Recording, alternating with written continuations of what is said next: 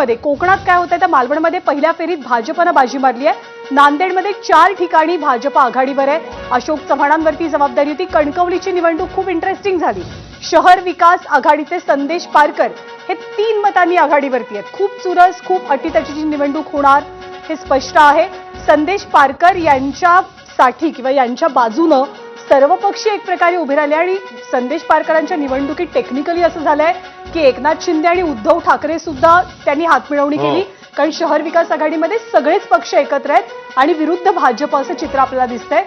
धाराशिवच्या कळंबमध्ये शिवसेनेच्या सुनंदा कापसे या सुद्धा आघाडीवरती असल्याचं पाहायला मिळतंय। पुन्हा एकदा टाली सांगूया, भाजप 23, शिवसेना 7, राष्ट्रवादी 3, काँग्रेस 3 आणि ठाकरे सेना 1 आणि इतर 3 अशी सध्याची परिस्थिती। पण शरद पवारांच्या राष्ट्रवादीला खातं उघडता आलेलं नाहीये। खरं आहे, त्यामुळे सध्या 45 कल आपल्या समोर आहेत, ज्याच्यामध्ये अर्थातच 45 मध्ये निम्म्याहून जास्त जवळपास जर आपण आकडेवारी बघितली तर भाजप आघाडीवर आहे। कोल्हापूरमध्ये, चंदगडमध्ये नगरपंचायत निवडणुकीत भाजपने आघाडी घेतली आहे।